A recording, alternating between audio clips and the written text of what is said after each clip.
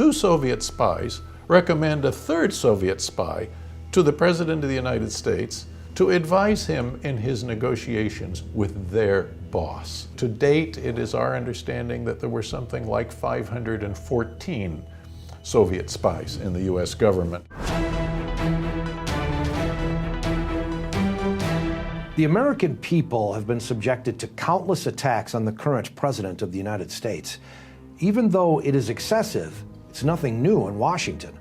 The most prominent of these attacks is the Russian collusion investigation conducted by Special Counsel Robert Mueller. On one hand, we need to be aware of the true nature of Russian influence. On the other hand, we can't be victim to partisan politics that affect our ability to sort through these issues truthfully and effectively. It's a fact. Russia has and is spying on the U.S. in one form or another.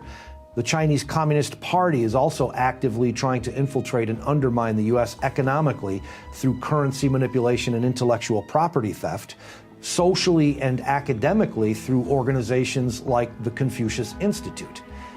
Just how influential is the communist ideology in America? Part 4 of the BL's In Great Minds series, Understanding Communism, Dr. John Lunchowski talks about the scope of communist infiltration in the U.S. We saw this kind of thing, for example, when Whittaker Chambers converted to the cause of freedom. Whittaker Chambers was a senior editor of Time magazine. He was a sincerely believing communist.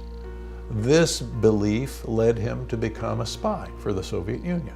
And he worked as part of a very effective spy ring here in Washington, D.C., and sometimes out of Baltimore.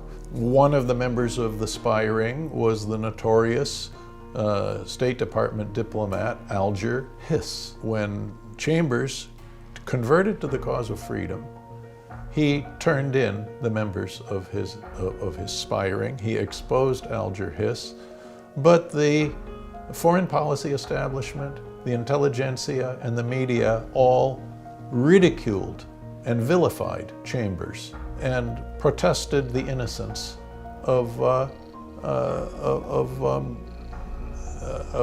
Mr. Hiss. And Mr. Hiss was not only a spy, he was an agent of influence. He accompanied Franklin Roosevelt to the Yalta Conference, where Roosevelt and Churchill were negotiating with Stalin. How did Mr. Hiss, an upper mid-level official in the State Department, accompany the President of the United States to do this? Well, he was personally recommended to President Roosevelt by two of Roosevelt's associates within the government. One was Harry Dexter White, who was the Deputy Secretary of the Treasury, and the second one was Lachlan Curry, who was a senior White House official. Turns out that both Harry Dexter White and Lachlan Curry were Soviet spies. So two Soviet spies recommend a third Soviet spy to the President of the United States to advise him in his negotiations with their boss. Well, you know, there were deep, deep roots of Marxist influence in the government, in universities, in the media, and in popular culture, in literature, and so on and so forth. The Soviets had a large influence that started in this country during particularly the 1930s, during the Depression, when people felt that the capitalist system, the free enterprise system, had failed and so many people were unemployed.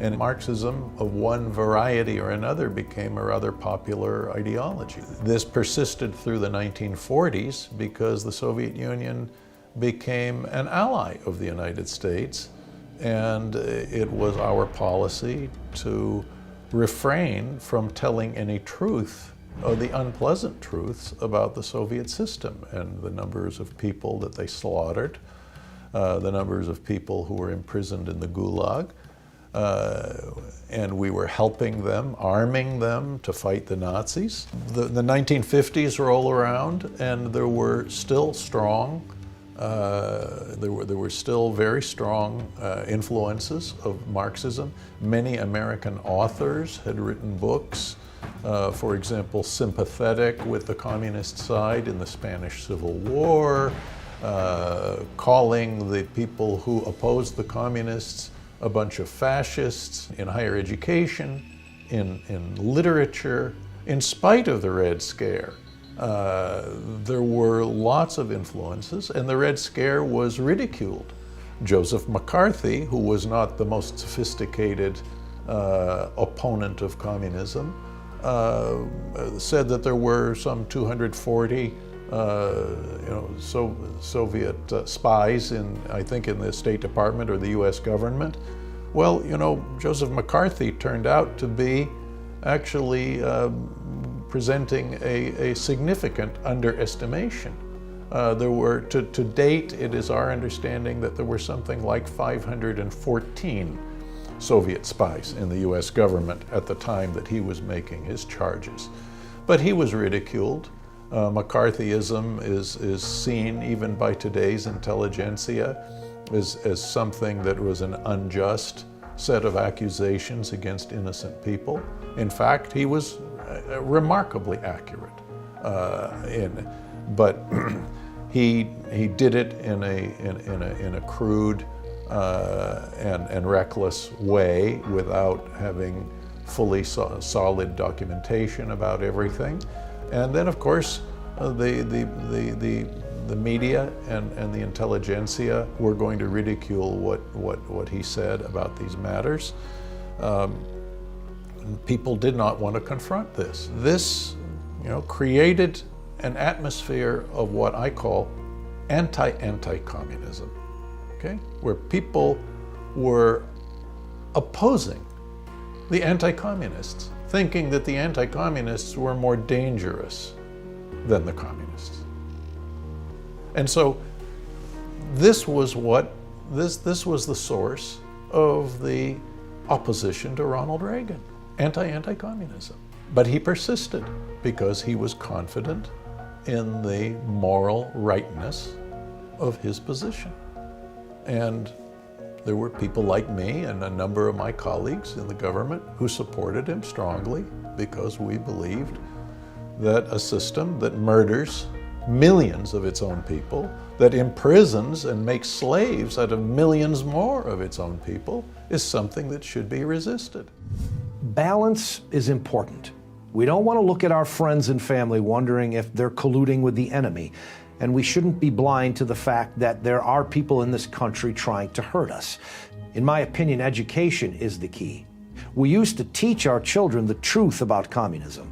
Now we're allowing that ideology to sit in our sacred democratic halls, ultimately influencing policy. Don't miss part 5 of the BL's In Great Minds series, Understanding Communism. Dr. John Lanchowski talks about how President Reagan successfully fought communism. For the BL, I'm Rich Crankshaw with In Great Minds.